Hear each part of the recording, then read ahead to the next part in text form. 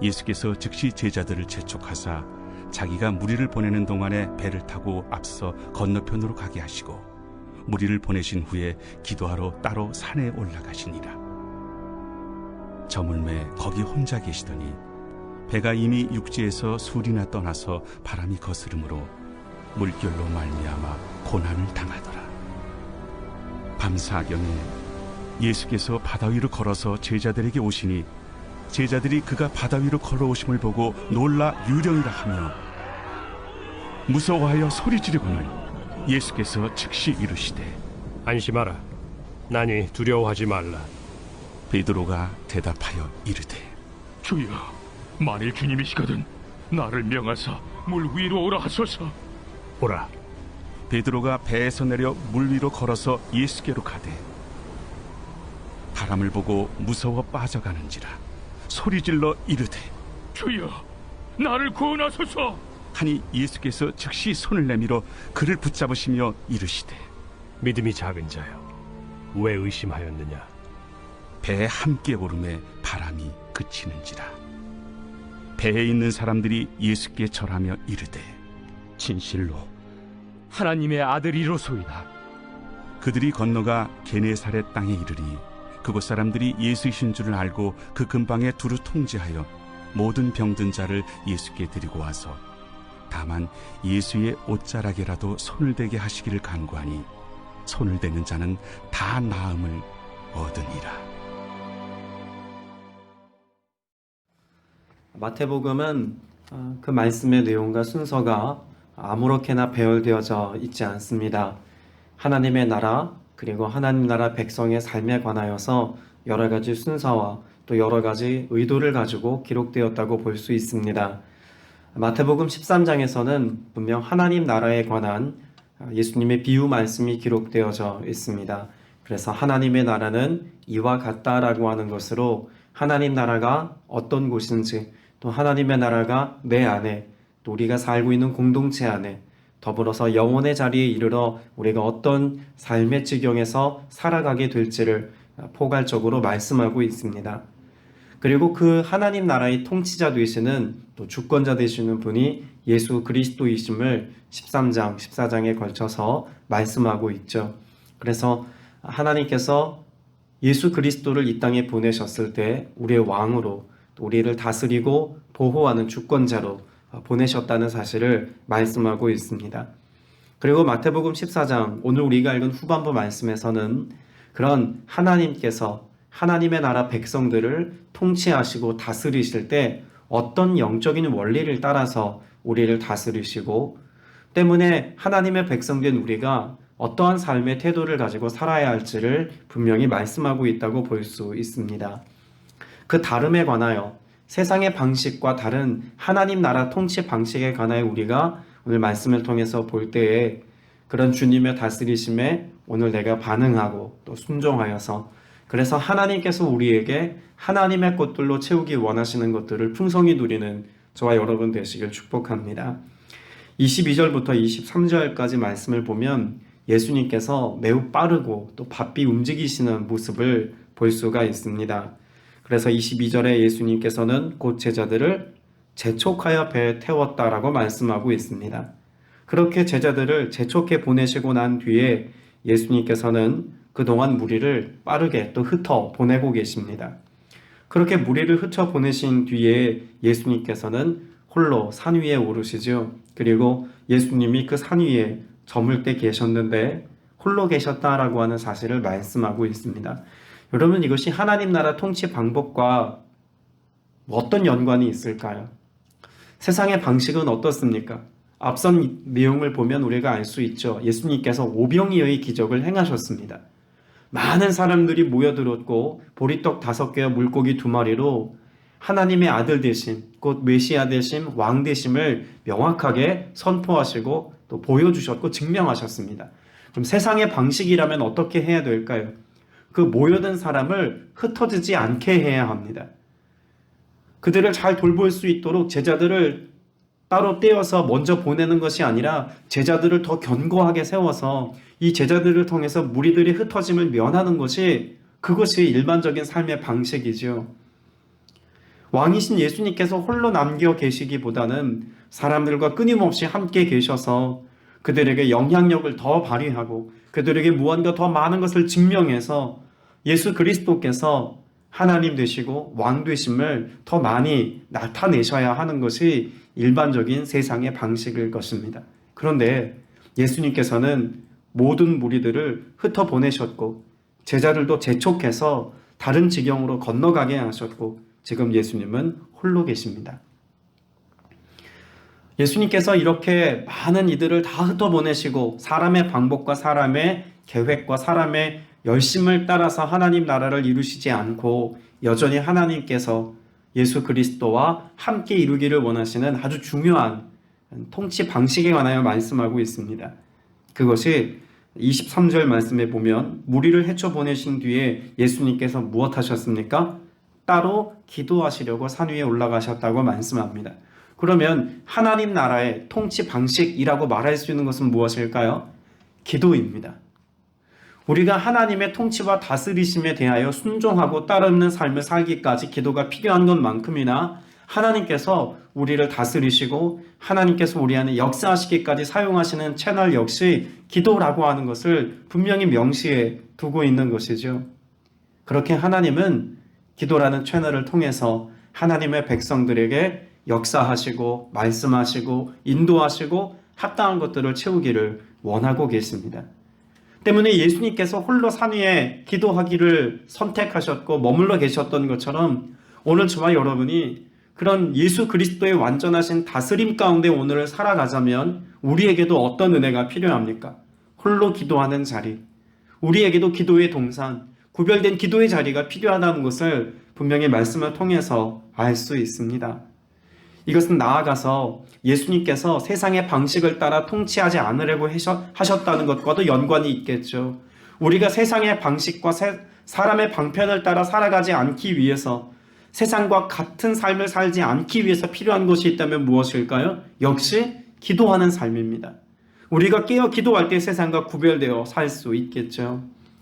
여러분, 답게 살아간다는 것 참 당연한 일이지만 그것만큼 어려운 일도 없을 겁니다. 교회 직분만 놓고 보더라도 목사답게 또 권사답게 집사답게 그 모든 것을 다 통칭해서 그리스도인답게 하나님의 자녀 하나님의 사람답게 살아간다는 것 결코 우리의 힘과 노력만으로 불가능한 일임을 우리가 잘 알죠. 비단 교회 안에서만 그렇습니까? 부모답게 자녀답게 직장에서는 내게 맡겨진 그 역할을 잘 감당하는 직분에 합당하게 그렇게 살아낸다는 것은 참 어려운 일처럼 여겨집니다. 그런데 그렇게 답게 살아갈 수 있는 그런 저력이 어디서 나올까요? 세상과 같지 않고 하나님께서 우리에게 말씀하신 말씀을 따르는 삶을 살아가는 하나님의 자녀답게 살아가자면 오늘 저와 여러분이 홀로 기도하셨던 예수님의 모습을 닮아가고 따라가면 됩니다. 여러분, 예수님이 세상에서 인정받으려고 하셨다면 사람들에게서 인정을 구하려고 하셨다면 세상의 방식을 따르셨겠죠. 그러나 예수님의 관심은 늘 어디에 있었습니까? 아버지의 뜻에 있었습니다. 또 하나님의 말씀을 성취하시는 것에 있었습니다. 정확하게 표현하자면 하나님의 인정을 구하는 삶을 예수님이 먼저 모범으로 사셨다는 것입니다. 시편에 보면 다윗도 그래서 다윗의 영성을 아주 잘 설명해주는 이 고백을 통해서 말하지 않습니까? 무릇 의인의 길은 여호와께서 인정하시나.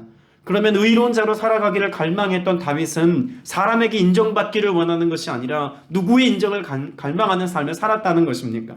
여호와께서 인정하는 삶, 하늘 아버지께서 옳다고 말씀하시고 하나님께서 이끄시는 대로 살고자 몸부림쳤던 이가 다윗이라는 사실을 우리는 말씀을 통해서 알 수 있는 것 아니겠습니까? 오늘 세상의 방식을 따라 사람들에게 인정받기를 원하여서 살아가는 삶이 아니라 오직 하나님께 인정을 구하고 그래서 하나님의 방식과 하나님의 방편을 따라 여전히 믿음으로 사는 저와 여러분 다 되시기를 주님의 이름으로 축복합니다.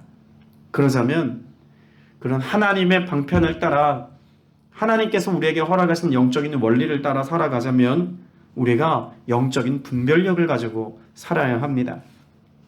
24절부터 27절까지 말씀을 보면 풍랑 가운데 물 위를 걸어오시는 예수님을 바라보고 제자들이 소리치는 장면이 있습니다. 26절 중반에 보니까 바다 위로 걸어오시는 예수님을 보고 겁에 질려서 뭐라고 고백합니까? 유령이다 라고 말합니다. 유령에 대한 이미지는 각기 다 다르죠. 전 세계적으로 유령을 이해하는 그런 단어가 너무나 많기 때문에 이들이 겁에 질려서 유령이다 라고 말하는 것의 정확한 의미를 우리는 파악하기는 어렵습니다. 그러나 적어도 그 어떤 두려움의 대상이 다가오고 있다는 것에 대해서 지금 제자들이 무섭고 떨리는 마음으로 이렇게 외쳤다라고 말할 수는 있겠죠. 그 두려움의 실체가 다가옵니다. 그런데 예수님께서는 그들에게 다가오시면서 뭐라고 말씀합니까? 안심하여라. 나니 두려워하지 말아라.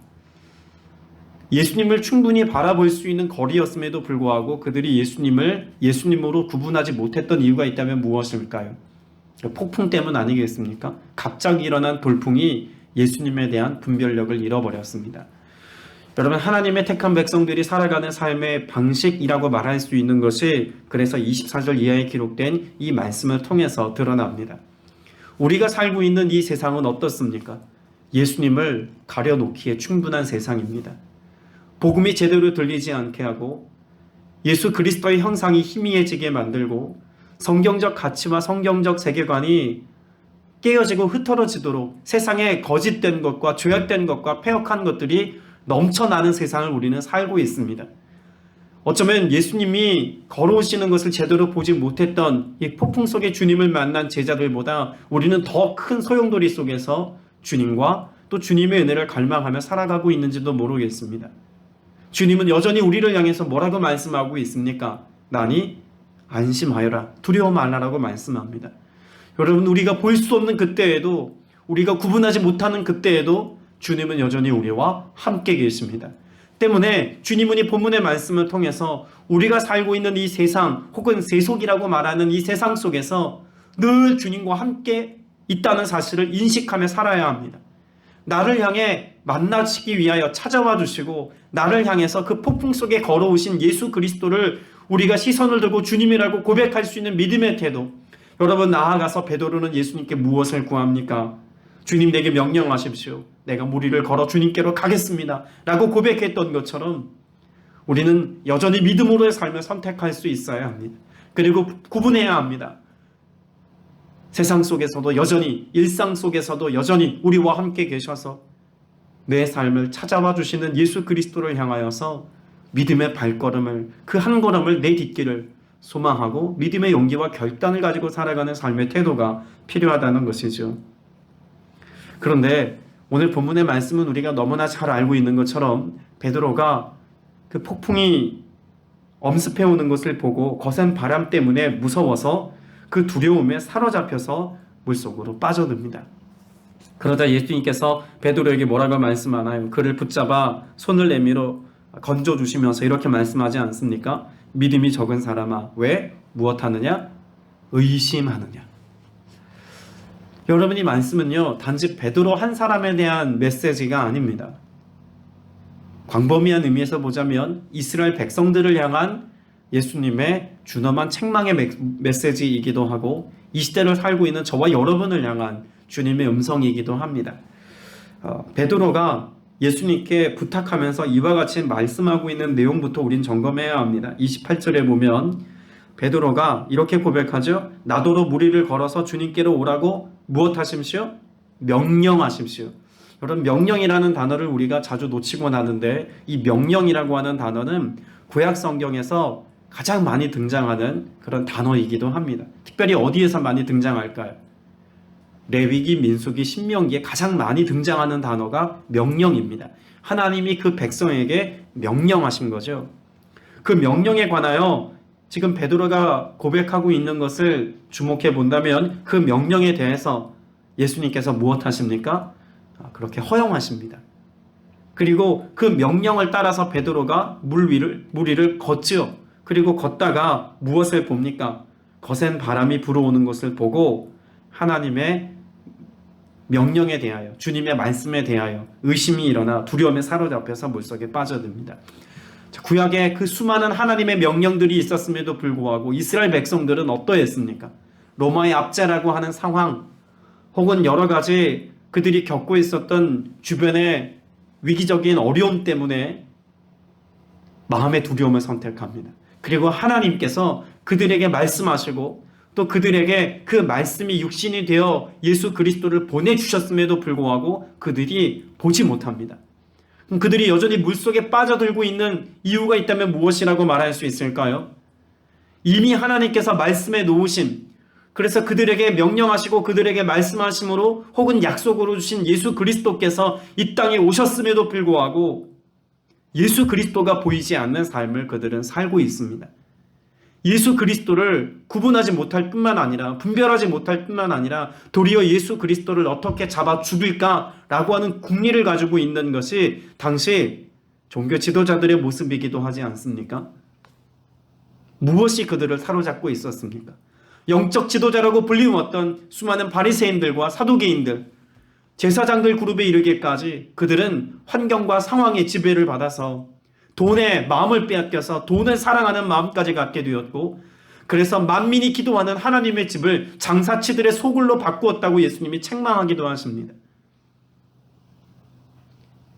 메시아이신 예수 그리스도, 하나님의 아들이신 예수 그리스도께서 왕으로 이 땅 가운데 오셨음에도 불구하고 그들은 예수 그리스도를 메시아로, 하나님의 아들로 보지 못하고 있습니다.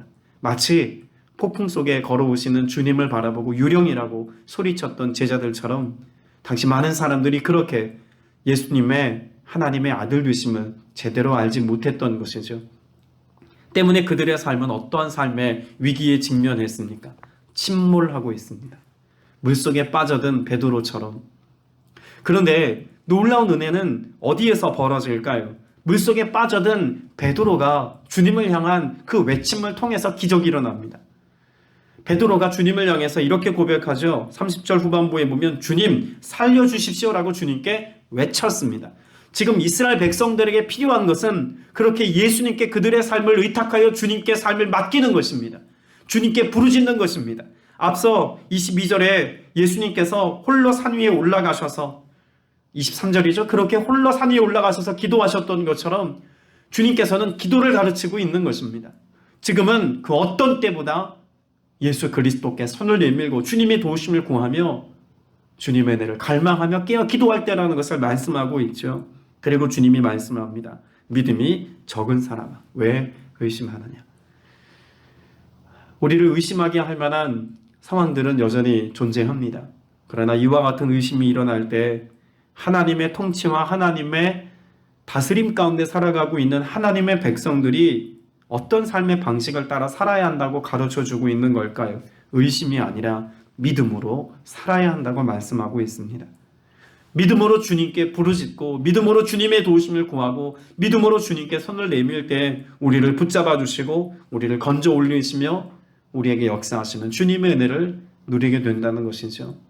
여러분, 그 부르짖음의 결과가 뭘까요? 주님은 단지 베드로를 물에서 건져주기만 하신 게 아닙니다. 물에서 건져주신 주님의 모습 뒤에 이어서 32절에 보면 뭐라고 말할까요? 그들이 함께 배에 오르니라고 말합니다. 여러분, 여기서 우리가 주목할 것은 함께입니다. 우리가 주님께 부르짖을 때 임마누엘 되시는 예수 그리스도, 그 주님은 우리와 함께 계십니다. 그래서 그 폭풍 속에서 우리를 건져주시고 함께 배 위에 올라 우리로 안전하게 거하게 하실 뿐만 아니라 우리의 삶을 온전히 책임져 주시는 돌봄의 은혜를 누리게 하신다는 사실을 이와 같이 말씀하고 있는 것 아니겠습니까? 자, 33절을 보면은요. 그래서 예수님과 함께 오른 그 배에서 어떤 모습이 펼쳐집니까? 가장 아름다운 예배가 드려지고 있습니다. 저는 성경 여러 구절들을 통틀어서 마태복음 14장 33절에 기록되어져 있는 이 모습이 가장 아름다운 예배가 아닐까라는 생각이 듭니다. 풍경을 한번 생각해 보십시오. 폭풍 속에 있습니다. 예수님의 제자들이 그 폭풍 속에서 삶과 죽음의 경계를 넘나들고 있는 상황입니다. 그런데 그 폭풍 속을 헤치고 예수님이 찾아오십니다. 물속에 빠져든 베드로를 건져내신 예수님이 그 배 위에 오르시자 폭풍이 거쳤습니다. 그 거친 그런 풍경 가운데 하나님의 아들 되심을 발견했고 하나님의 아들 예수 그리스도를 통해서 생명을 건진받은 그들이 예수 그리스도 앞에 무릎을 꿇습니다. 그리고 예배하고 경배하고 찬양합니다. 선생님은 참으로 하나님의 아들이십니다. 하나님을 경험했습니다. 그들의 삶 속에서 이전에 어떤 하나님의 영광스럽고 놀라운 기적의 사건을 그저 눈으로 목격한 정도가 아니라 하나님의 아들을 그 앞에서 뵙고 있는 것입니다. 조금 더 비약적인 설명을 하자면 마치 요한계시록에 기록되어 있는 보좌에 앉으신 그 예수 그리스도의 영광스러움을 보고 예수 그리스도의 보좌 앞에 엎드려 경배했던 모든 이들의 모습, 여러분 그 요한계시록의 아름다운 경배의 모습이 저는 이 제자들의 배 위에서 펼쳐진 모습과 크게 다르지 않은 것이 아닐까 생각되고 묵상되기도 했습니다. 오늘 여러분의 삶의 처소가 예수님의 제자들이 예배했던 이 아름다운 예배의 모습, 예배의 처소 된 것 같은 은혜가 여러분의 가정에서 또 우리의 삶의 일터에서 우리가 만나는 모든 사람들과의 만남 속에서 일어날 수 있기를 축복합니다. 우리가 오늘을 살아가고 있는 현실은 어쩌면 이 예수님의 제자들이 만났던 이 폭풍보다 더 거친 풍랑과 폭풍 속을 우린 헤치며 오늘을 살아가고 있는지도 모르겠습니다. 코로나라고 하는 그런 폭풍, 그것으로 인하여 우리에게 불어닥친 경제적인 한파, 또 이것으로 인하여 낙심하고 절망하고 두려움 가운데 빠지고 염려를 선택하는 수많은 인생들의 그런 얼어붙은 마음들, 우리는 이것을 깨뜨리고 이것을 헤치며 오늘을 살아가고 있습니다. 여러분, 이와 같은 때 우리가 할 수 있는 가장 최선의 것이 있다면 무엇일까요? 주님께서 홀로 산 위에 계셨던 것처럼 제자들이 예수님께 그런 은혜를 구하고 베드로가 주님께 소리를 외쳐 주님의 도움을 구했던 것처럼 우리는 사람의 도움이나 인간의 방편이 아니라 여전히 주님의 도우심을 구하며 부르짖고 기도하는 삶을 오늘 또 선택하고 살아야 할 줄로 믿습니다. 오늘 그때 우리에게 주어지는 은혜가 무엇입니까? 예배입니다. 감격적인 예배입니다. 하나님의 하나님 되심을 발견하는 예배, 하나님의 역사하심과 그 권능과 기적의 역사를 보는 예배, 오늘 우리에게 필요한 것은 바로 그런 예배 아니겠습니까?